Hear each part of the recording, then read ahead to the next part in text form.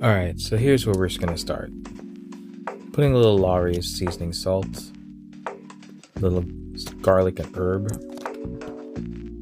and just your basic Old Bay with some basic iodized salt. We're gonna use this as a rub for the meat. So here's the meat, good old pork. It was on sale.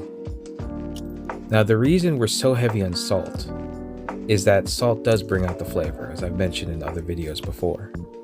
But in this case, we're also using it to dry out the meat, so the flavors of the seasoning will penetrate while also helping dry it out, and that's going to help with the cooking process later.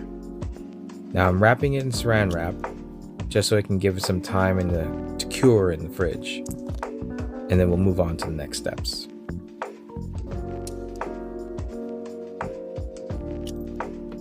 Now I washed the cutting board and started cutting this cucumber.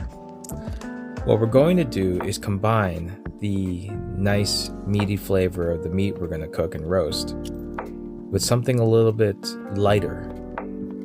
So we're going to cut up this cucumber in nice thin pieces.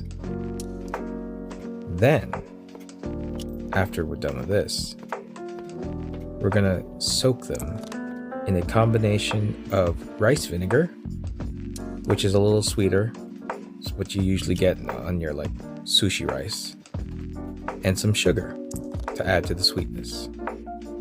Now don't worry, it's not going to make it candy sweet. The vinegar will temper it a little bit.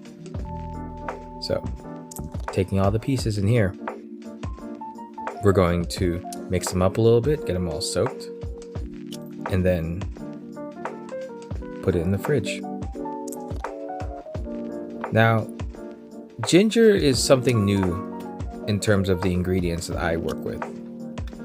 I guess I was always afraid of it because as a kid, no one told me not to eat the chunk of ginger in the soup, and it was just too strong a surprising flavor for me. But lately, I got this piece of ginger, and I've started shaving off pieces, cutting off pieces, whatever I can to try to make it work for the dish I'm working with. It just adds this extra layer of flavor and complexity that works well and can handle itself in a meat. So, chopping up pretty fine. Take your time. Kind of get it all smaller pieces. Increases the surface area. Also gets more flavoring out there. Next, got myself some garlic. Love garlic. We're gonna chop it up, get all those cloves. And to be fair, I really like garlic to the point where most recipes I've seen that take 2 or 3 cloves, I'll put the whole head in. Just a whole head of garlic. It's good for you. And a lot of the other flavors here, especially when you're dealing with meat, it can survive the garlic. Chopping some carrots. Also grabbing some pre-chopped mushrooms. It was perfectly fine. Cost the same as the whole. And brown onion. An orange bell pepper because they didn't have any yellow at the grocery store today. Also had some red bell pepper lying around. So we're going to chop them up. All about finger length. The key is you want to make sure that everything is about the same size so that it'll cook the same. In this case, the bell peppers, I wanted them about finger length. Getting them all together, seasoning them, a little bit of salt, a little bit of that garlic and herb. Now I'm pouring water in here because I'm not necessarily going to boil it, but I will roast it, and the steam from the water and the soaking of the water will work pretty well. Oh, I forgot to say that I did add a little bit of beef bouillon in there, so that's going to kind of come out as it's cooking. Now back to the meat. It's been sitting in there for about 30-40 minutes. These are the chopped garlic and chopped ginger.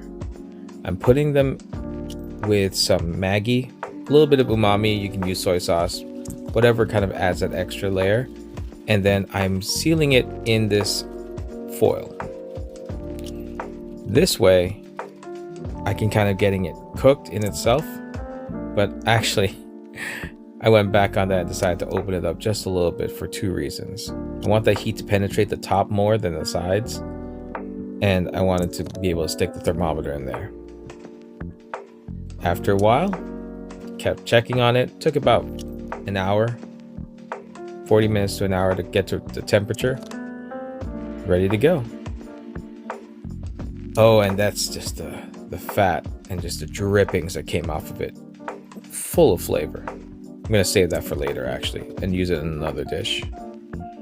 But slicing through, it cooked perfectly through. That's why you need a good meat thermometer. And then plating it works pretty well. Now, you can see everything will come together. With the fresh cucumber and that sweetness, you got the roasted vegetables and the slightly salty meat.